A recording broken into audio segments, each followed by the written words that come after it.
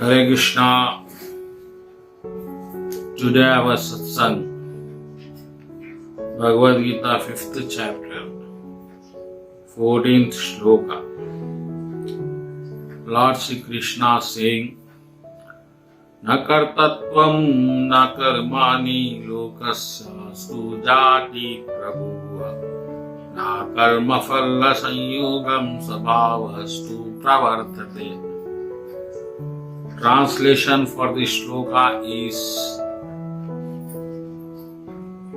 the embodied spirit, the master of the city of 9 gates, does not create activities nor induce people to act, nor does he create the fruits of action. All this is enacted by the modes of material nature. So, dear devotees, and next shloka is Nadatte kasachita papam na chaivasa krutam vibhu ajnanena vrutam jnanam tena bhuhayanti jantava. Means, nor does the Supreme Lord assumes anyone's sinful or pious activities.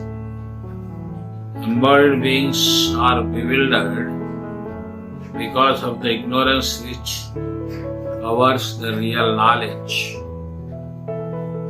So, dear devotees, soul and super soul means you and Lord.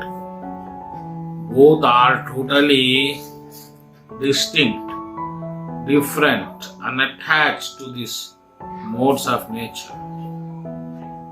Because the embodied feeling na kartatvam na Lord is stating na karmani. Neither he works nor induce work, and everything is done by the nature. Nor Lord assume anyone pious activities, nor sinful activities. So God is detached from good and bad, soul is detached from good and bad. Both are transcendental, both are beyond, both are above material nature, and both are unattached to modes of nature. This the Krishna wants to say. Anyhow, we are bewildered. We are bewildered because of our body, mind and intelligence senses. Because they factually appears us to be. In fact, they are exhibited by the mind only. And they are the creation of intelligence. So the whole cosmos is the creation of an intelligence. So, because we don't know beyond this, we feel that yes, we are the body, we are the mind, we are the senses, we are the intelligence. But these things are not us, they are imposed. They are imposed. So when we falsely start identifying ourselves with mind, body, senses and intelligence, then all bewilderment means confusion starts. This confusion in Hindi called Brahma. And you feel that God is good and against God is bad, and like that you make some conclusions. But neither the God is good nor the God is bad. God is transcendental. God is full of bliss and knowledge and love. So when you start performing devotional service, means bhakti to the Lord, which is neither good nor bad, it is beyond. It is not the work of this material universe. it is a transcendental act, then Lord gets somewhat affected with devotion. Then mercy flows on you and you start realizing God more and more. The more you do bhakti, the more you realize. So, dear devotees,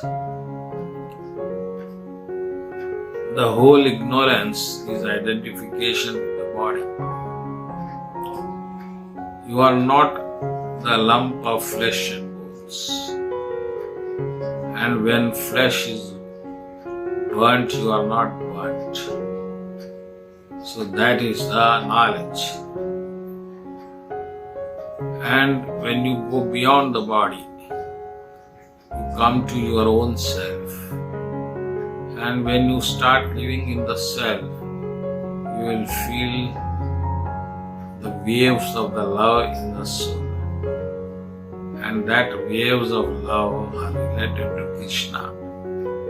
Very naturally, no intellectual adjustment is required.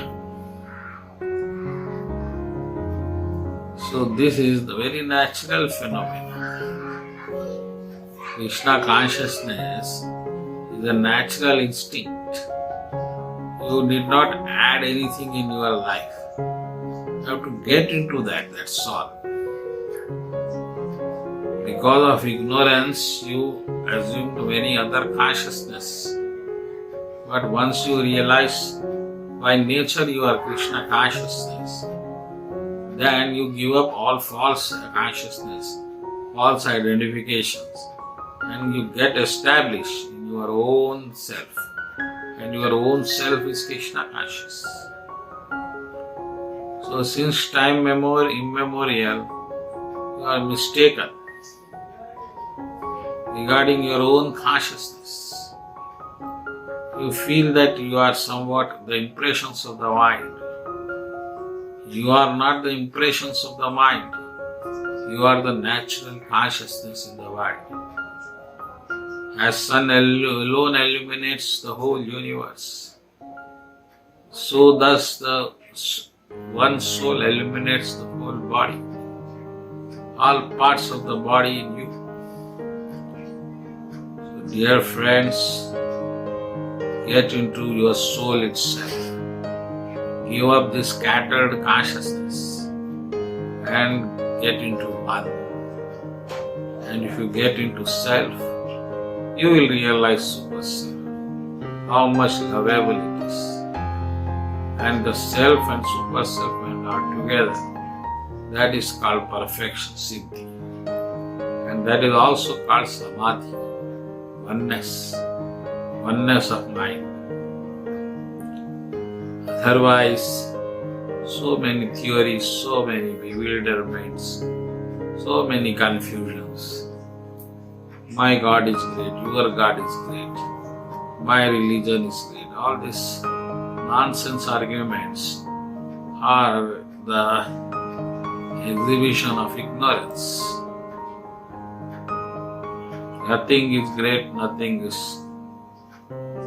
great. Everything is blissful. God is perfect, soul is perfect, both are together. But one is conscious, one is in ignorance.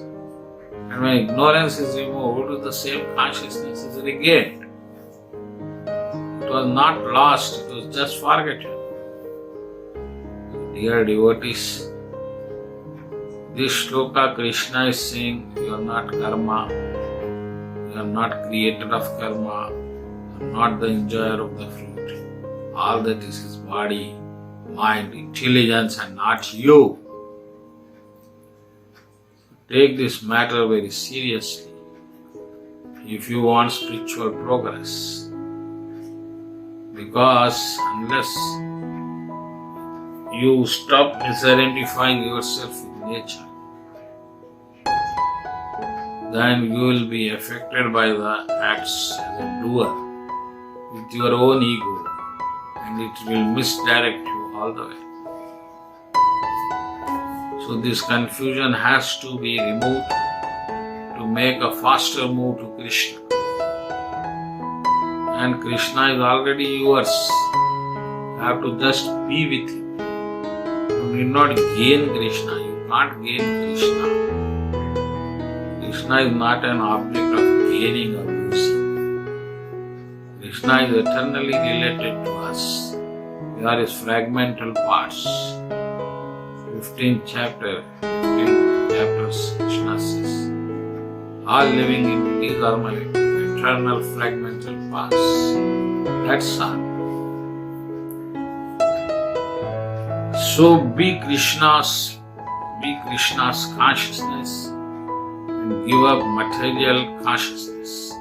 That is the objective of these two shlokas. Thank you and Hare Krishna.